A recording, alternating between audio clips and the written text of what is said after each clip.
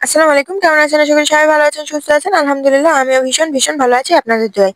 আজকে অনেক বাজে অভিজ্ঞতা হয়ে গেল। আপনাদের কার আমার মতো এরকম বাজে অভিজ্ঞতা হয়েছে সেটা কমেন্ট বক্সে জানিয়ে দিবেন। আর রান্নার শেষে এরকম কার রাগ হয় সেটাও একটু জানিয়ে দিবেন। আমার সঙ্গে আজকে এটাই ঘটে গেল। আর সারাদিনের ব্লগটা আপনাদের সঙ্গে শেয়ার করছি। তো সকাল থেকে ভিডিওটা স্টার্ট করছি। আশা করি সবারই ফুল ভিডিওটি ভালো লাগবে। ভিডিওটি ভালো লাগলে অবশ্যই like, comment, share and subscribe করে রাখবেন। রাতে অনেকটা ভাত বেঁচে গিয়েছিল কারণ রাতে নিয়ে আসছিল আমার শাশুড়ি মা তালিমে গিয়েছিল, সে খেতে পারেনি। তো আলু ঘাটি আর ভাত নিয়ে আসছিল, সেই ভাতটাই খাওয়া হয়ে গিয়েছিল। আর আমি যে ভাতটা রান্না করেছিলাম প্রায় অনেকটাই রয়ে গিয়েছে। আর রাইস কুকারের ভাত সবসময় ভালোই থাকে। তো ঘরে ছিল যেহেতু ভাতটা আর বাতাসের কারণে অনেকটা সুন্দর রয়েছে। তো ভাবলাম যে সকালে ভাতটা ভাজি করে দিই। রান্না করতে করতে অনেকটা সময় লেগে যাবে, তো এদিকে সবাই যার খিদে পেয়ে যাবে, তো ভাতটা খেয়ে নেবে।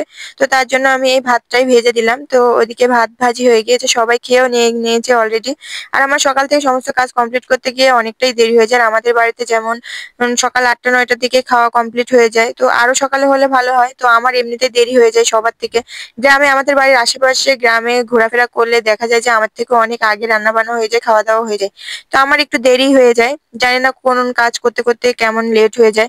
এদিকে ফ্রিজে মাছ ছিল না, আগামীকাল রাতে নিয়ে আসছিল পাঙাশ মাছ, সেটাই ভিজিয়ে রাখলাম। আর দেখো কত ছোট ছোট মাছ নিয়ে আসছে। অল্প কয়েকটা পেয়েছে, যেখান থেকে মেরে নিয়ে আসছিল ওখানে ছেড়ে দিয়ে আসবে, নিয়ে বাড়িতে চলে আসছে, এখন বাড়িতেই নষ্ট হবে। এদিকে ভাতটা আমি উঠিয়ে দিয়েছি, জোর চুলা এক চুলা ফাঁকাই যাচ্ছে, এখনো আমার সমস্ত কিছু রেডি হয়নি। আর প্রতিদিন এরকম বাটা মশলা করতে ভালো লাগছে না, তো আজকে একটু বেশি করেই করে রাখবো। তার জন্য সকাল থেকে আমি একটু পেঁয়াজ রসুন ছিলতে গিয়েও না অনেকটা সময় লেট হয়ে গিয়েছে আমার। তো এখন পেঁয়াজ রসুন গুলো আমি ব্লেন্ডার করে নিচ্ছি।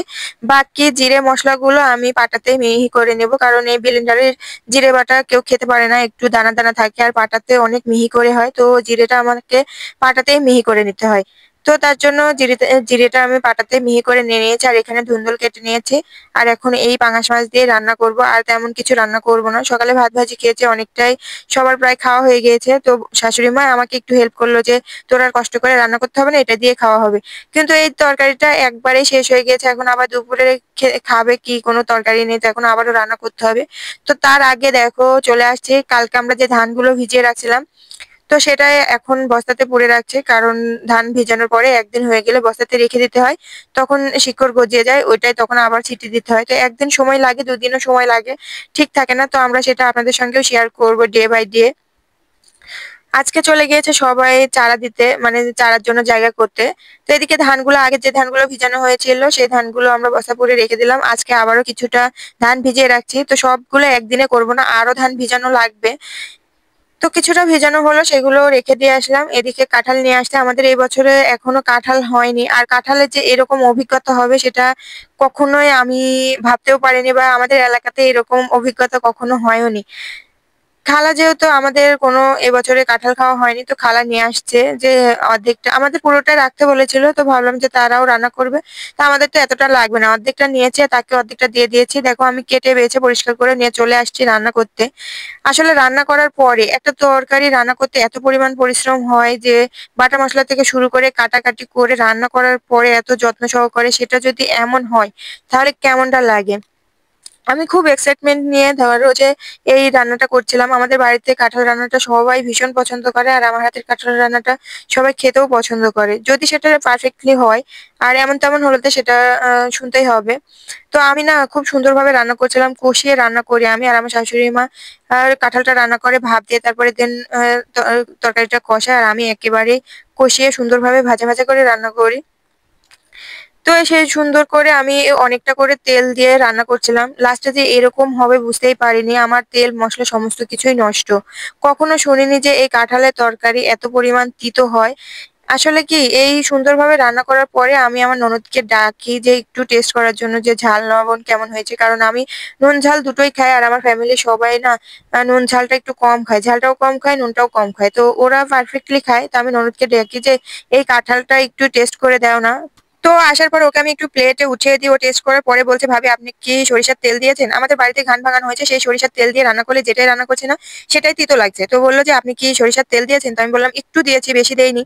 তো বলল, "আজকে তরকারি খাওয়া যাবে না, তরকারিটা ফেলে দিতে হবে।" তো আমি বললাম, "এত বেশিও দেইনি যে তিতো লাগবে। আমি তো সয়াবিন তেল আর সরিষার তেল মিক্সড করে দিয়েছি। আর সরিষার তেলটাও খুবই অল্প পরিমাণ দিয়েছি।" বলল যে, "খুবই তিতো লাগছে, ভাবি খাওয়া যাবে না।" তো আমি তো খুবই ভয় পেয়েছিলাম। আর আমি অনেকটা তেল দিয়ে, অনেক মসলা দিয়ে সুন্দর করে যত্ন সহকারে রান্না করছিলাম। পরে খেতে, খেতে দেখছি যে কাঁঠালটাই এত পরিমাণ তিতো আর এত পরিমাণ বাজে, কি বলব? খেতেই পারিনি। একটুও খেতে পারিনি। তারপরেও অনেকদিন বাদে খাওয়া ওই করলার মতো আমরা একটু টেস্ট করেছি। তারপরে আর কি করার? আমি তো আর রান্না করব না। সকাল থেকে ১ টা ২ টো করে এরকমভাবে যেদিন আমার বেতাল হয়ে যায়, সেদিন এভাবেই রান্না করতে হয়। তো কি করার? আর ধৈর্যই কুলাচ্ছে না। এমন রাগ হচ্ছিল শরীরের উপর যে কাউকে রাগটা দেখাতেও পারছি না। তো শেষমেশ আবার একটু ডাউল তুলে দিলাম। কারণ এখন মাছ, মাংস রান্না করতে গেলে তো আবার সেই বাটা মসলা করতে হবে। আমি তো শুধু পেঁয়াজ, রসুন বেটে রাখছি, আর জিরে মসলা তো কোনো কিছুই বাটা নেই। যখন করতে তখনই করে রাখি, করে রান্না করি।